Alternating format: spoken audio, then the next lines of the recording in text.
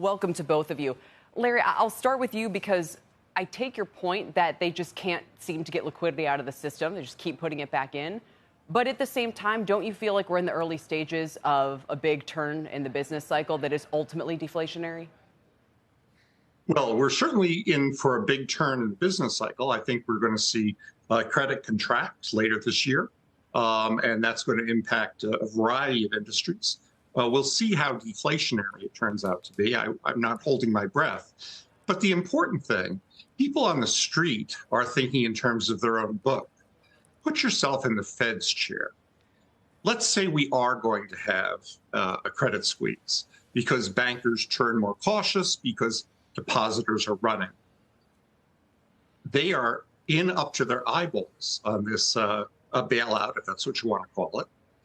If they don't hike next week, they'll be signaling that they don't believe it's going to work. The president said it was going to work yesterday. The Treasury Department put out a statement that all uninsured depositors are safe. They did that just this morning. Well, if it's going to work, the Fed had better signal that they think it's going to work, or that credit crunch is going to happen next month, not 3 months from now. Absolutely right. Just real quickly, should we all assume that backstop is going to work?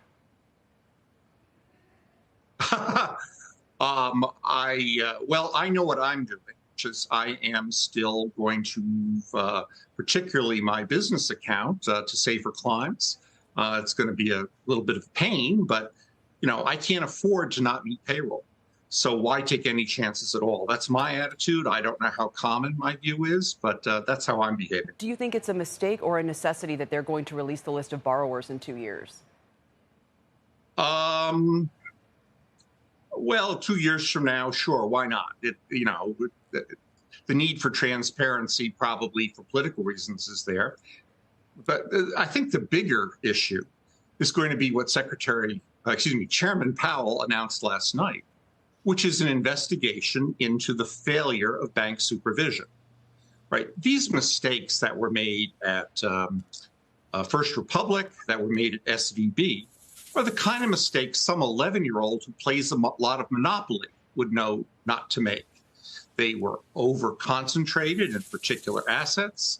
SVB pledged 5% of its assets to a single untried investment, which was an environmental fund. You don't put 5% of your assets into anything. That's just wrong. And for a bank examiner not to notice it, I think is odd. Same thing true with First Republic, which gorged itself on 3.5% long-term mortgages. I mean, I was refinancing everything at 3.5%. It was for my benefit, not the bank's. So, God love them for doing it, but they're reaping what they sowed. And for the bank examiners not to have blown the whistle, to me, is astonishing.